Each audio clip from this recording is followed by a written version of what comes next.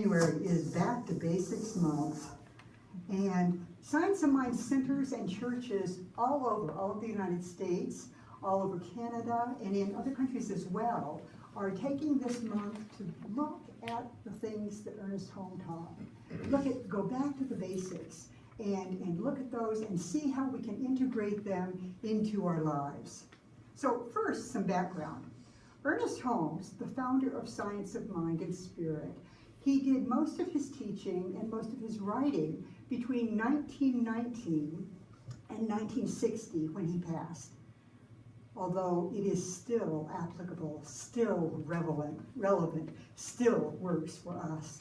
He was passionate about what he called the golden thread, which is the truth that runs through all major faith paths. What he wanted to do was he wanted to find those nuggets and put them to work in his life so that he could have it distilled. He wanted to know everything. Curiosity could have been his middle name.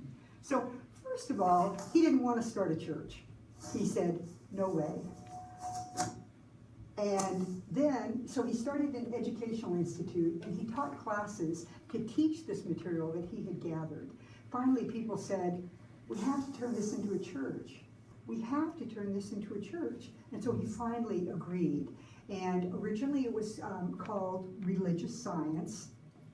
But now we're part of the organization known as Centers for Spiritual Living, because religious science was kind of confusing for some people, especially in the time when Scientology was being talked about a lot.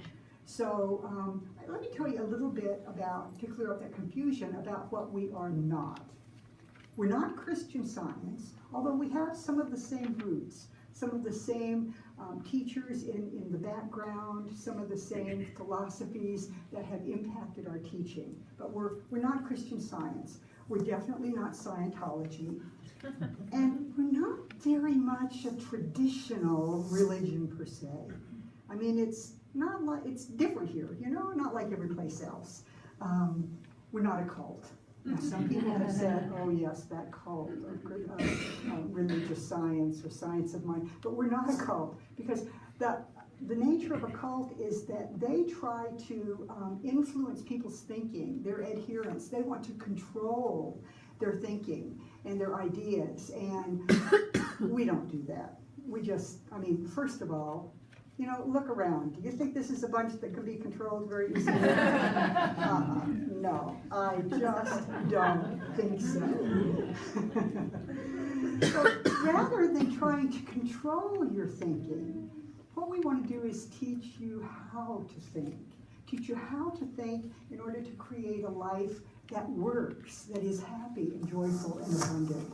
And so that's what we do. The teaching is a response to a deep yearning of many people that know that the teachings of their childhood just don't seem to fit anymore. And yet they want something. They want a faith path. They want spirituality in their lives in a way that is positive, in a way that is joyful, in a way that they can really use. And so that is basically one of the things we offer. Now, the most basic of our teachings come from the textbook, The Science of Mind, written by Ernest Holmes. And the most basic teachings come in the first 4 chapters. I'm glad he kind of laid it out in the first 4 chapters, because that way we get a good start on it. Because some of the rest of the book has some really long sentences in it. And he writes amazing things. There happen to be a few copies of The Science of Mind in our library. So if anybody wants to take one home, feel free to do that. Just find the book. I think they're on the bottom shelf. Sign it out, and then return it when you're done with it. So the first 4 chapters are the thing itself, the way it works, what it does, and how to use it. And so today we will be looking at the thing itself. Ernest Holmes said this: there's a universal wholeness seeking expression through everything. We are simply calling it life. The religionist calls it God. The philosopher calls it reality. Life is infinite energy coupled with limitless creative imagination. Energy and imagination. It's the invisible essence and substance of every visible form. Its nature is goodness, truth, wisdom, beauty, as well as energy and imagination. Our highest satisfaction comes from a sense of conscious union with this invisible life, knowing that we are one with it. The universal wholeness is what Ernest Holmes called the thing itself. He knew that a lot of people were not comfortable with the word God. He knew that for many of us that has limited connotations. And so he used all sorts of names for God. All sorts of names for God. And one of them is the thing itself, because that's what is. He also wrote, mind, the thing, spirit, causation, is beyond and yet not beyond our grasp. It's beyond in that it is so big. Within, in that whenever we grasp at it, we are it to the extent that we grasp it. So we can have as much of it as we can hang on to. We shall never encompass God, and yet we shall always be in and of God. So the universal wholeness goes by many names. It's called God, it's called Spirit, it's called universal love, it's called the Tao, it's called anything you want to call it, because it really doesn't care what we call it, I don't think. You can call it Fred. Whatever works for you. What's important is that we get a sense of connection with it, of having it within us, of having it within our reach, and having it loving us and supporting us. Now, we know that there are physical principles in this universe. We got the gravity thing, you know. Has anybody ever tried to pray away gravity? You know, like, I'm going to drop this thing and I'm going to pray that it doesn't fall. It doesn't work that way, because physical principles are things that work all the time, no matter who uses them. Or mix some blue paint and some yellow paint, and every time, what color are you going to get? Green. Green is a good bunch. Yeah. You know, you can pray, you can do whatever you want, but it's a physical principle that when we use these things in certain ways, we get certain results. Now, those are physical principles, immutable physical principles, and there are also immutable metaphysical principles, spiritual laws that work. They work every time, they work whoever uses them. Now, metaphysics simply means beyond the physical. Meta is above or beyond, and physical is anything that can be grasped, anything that can be sensed with our five senses. So metaphysical is simply what's beyond that. And this is the study of spirit, the creation, the creator, as what is invisible and yet all around us and at work in every moment. The spiritual principles that we teach work, whether you know it or not, and whether you like it or not, they work.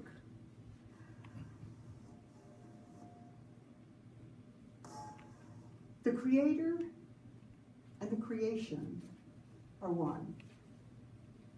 You have been created. You are one with the Creator. There is nothing that could have been created that was not created from the one essence, from the one mind.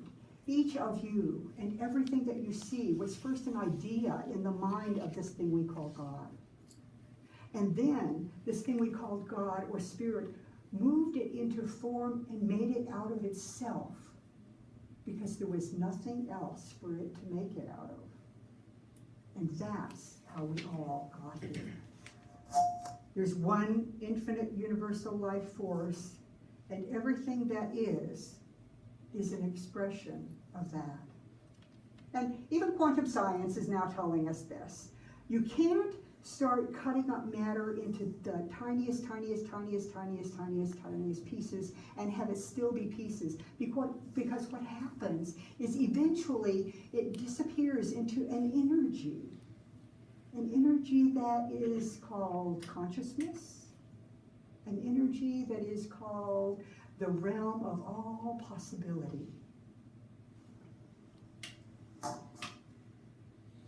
Interesting. Is it when I touch this that it, nope, it's not that, huh? Yeah, okay. Just kind of playing. Yeah. God, Spirit, the universe creates on a macro level. You know, the big stuff, the galaxies, the planets, those things that we just really don't need to be involved with, even if we could. We create on a micro level. We create on the level of our own lives and our own experiences. With our thoughts, with our beliefs, with our actions, with what we're committed to, we create our lives. We get to choose how abundant we will feel. We get to choose how much love we will let into our lives. We get to choose how much success we will accept. All of those things are within our realm. Now, our teaching is that we really are the authors of our lives. Now, this can be a bit scary, because before we know this, we may walk around thinking that God is doing something to us, that any challenges in our life are there because, either because it's bad genes, bad luck, bad karma, bad whatever, just it's somebody else's fault and we didn't have anything to do with it. But there really is a level at which we are responsible for what shows up in our lives. Once we realize that that's true, once we realize that that's true, we have a choice. We can choose our thoughts. We can choose what we hang on to. Now, each of us is responsible for what shows up in our life. Having said that, let me tell you that we're responsible for our lives, but that is not the same as taking blame. We're not to look back and say, oh my God, what did I do? What did I say to cause this to happen? For example, if you were to come up with a diagnosis of cancer, it wouldn't do any good, and we would not encourage at all anybody to say, what did I do to cause this? I better not go back to church because they're going to wonder what I did to cause this. Oh, you know, that's not where it's at. Taking responsibility is not about blame, not about blaming ourselves. Taking responsibility is the ability to respond, the ability to take what we have and choose how we will deal with it. Because we all have challenges. Actually, is there anyone here who has never learned from a challenge? Okay. Oh, I think we're all on track. Because what I know is that we don't know exactly why we're here. We don't know exactly what the whole big plan is. But if it's to learn and grow, then it would kind of make sense that we get some challenges, even though we don't necessarily like them. Because we are spiritual beings. And what we do with what we have is what's important. Sandy, could we have the next slide, please? In yesterday's Denver Post, there was a great story about Dan Berlin. And Dan Berlin is a blind adventurer who, with his team, recently climbed Mount Kilimanjaro, the highest peak in Africa. Now, it's 19,000 feet, so it is significantly higher than any of the peaks in Colorado. He did it with his team, a group that has gotten together and has done these adventures. And what they do, the purpose, one of their purposes, is that they serve along the way. They work with charities along the way, charities that help blind children. Because what Dan wants to do is teach that, you know, blindness is just another challenge to overcome, and it can be overcome. They've created a nonprofit called Team See Possibilities. Team See Possibilities. And climbing Mount Kilimanjaro was just one of their expeditions. In 2014, they ran across the Grand Canyon and back. Now, sounds like a big deal to me. In 2015, they ran 26 miles on Peru's Inca Trail to Machu Picchu, which is also pretty high elevation. Now, everywhere they go, this team, they pay their own way so that all the work they do for charity gets to actually go to the charities. And I thought that was cool. I think those are golf clubs that Dan is holding on to. And the article talked about how in some of the really steep places, he would put his hand where his guide's foot was and travel up the mountain that way. And another really interesting is that they did the final ascent in darkness. They did it so that the guides all had headlamps and they could see about 8 feet out. But it was kind of an experiment in, let's see what it's like to not be able to see where you're going very well. So it was just amazing. So next slide, please. So this is the 4 of them at the top of the Mount Kilimanjaro. And on the Kilimanjaro trip, they spent more time giving back, serving, than they did climbing the mountain. They went to, one of the things they did is they went to a school in Moshi, Tanzania that serves both blind and sighted kids. So it's an integrated school in that way. The blind student has the exact same education as the sighted students, Berlin said. Kids with disabilities sometimes face social stigmas. So we come in and put it out there that someone who is blind can do all these things. Here's what he said about their mission. Our mission is to help children who are blind all over the world. And it's really to do things that break the perception of limitation. To put it out there and say, all of us can do more than we think we can. To break the perception of limitation because all of us can do more than we think we can. I love that. We can break our perceptions of limitations. And knowing that we are one with this divine thing, the thing itself, is an important key in breaking those perceptions of limitation. Because when we know that we are connected, we know that there is a power available to us, available through us, to choose what we're going to do and then to do it. In God, all things are possible. The creative intelligence behind everything, behind the creation of Mount Kilimanjaro, is all God.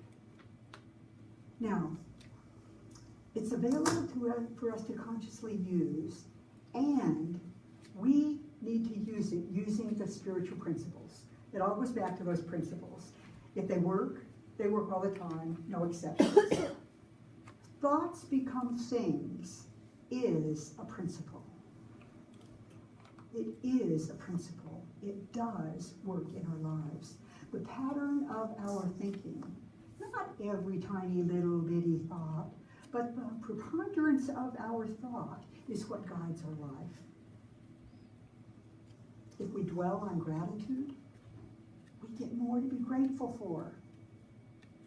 If we dwell on love, more love shows up in our life. And if we dwell on fear and lack, guess what, folks? More of that shows up. So it behooves us to choose our thoughts wisely because they really do create our reality. Ernest Holmes said, to learn to think is to learn how to live.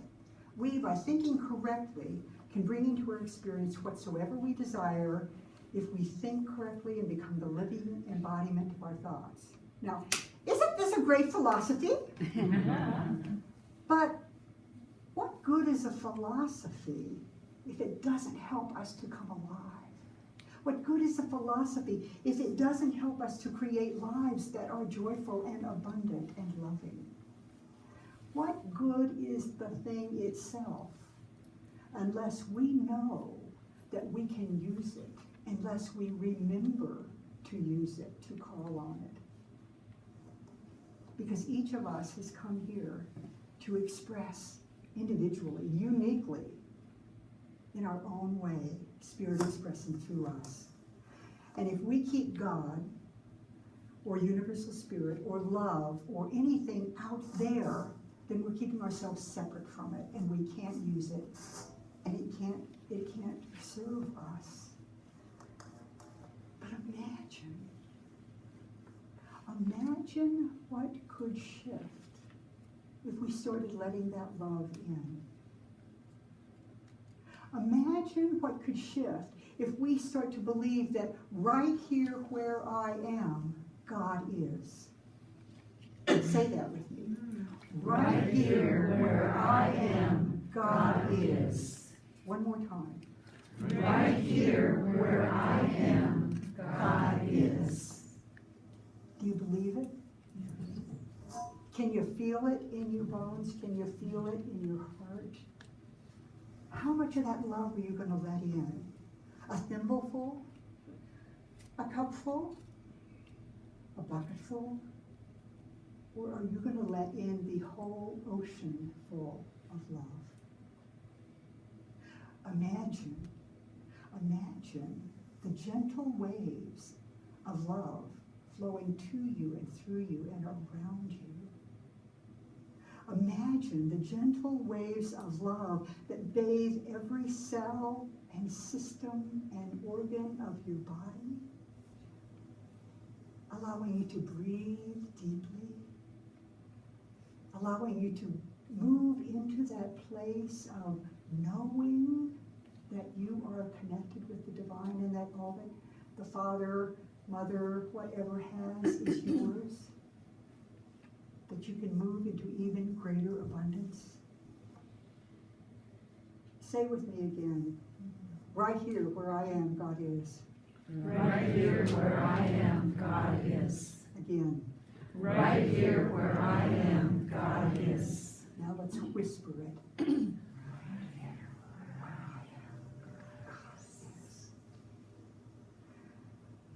And so as practitioners, stand with me in high consciousness. Let's take this into prayer. Knowing that right here where we are, God is, Spirit is, intelligence is, love is, moving in us, through us, around us. For we are here as expressions of it. And so what I absolutely know is that as we go forward this week, there are demonstrations and more demonstrations and manifestations that remind us of our connection to the thing itself, that remind us that the spiritual principles are ours to use, that remind us that with our thoughts, with our beliefs, with our actions, we create our lives. So I know that we are each supported in this, in exactly the ways we need to be supported. I know that as we go forward, Spirit is living as us in absolutely wondrous and magnificent ways. I am grateful that this is so, and so I can just let it go and let it be, and so it is. So it is.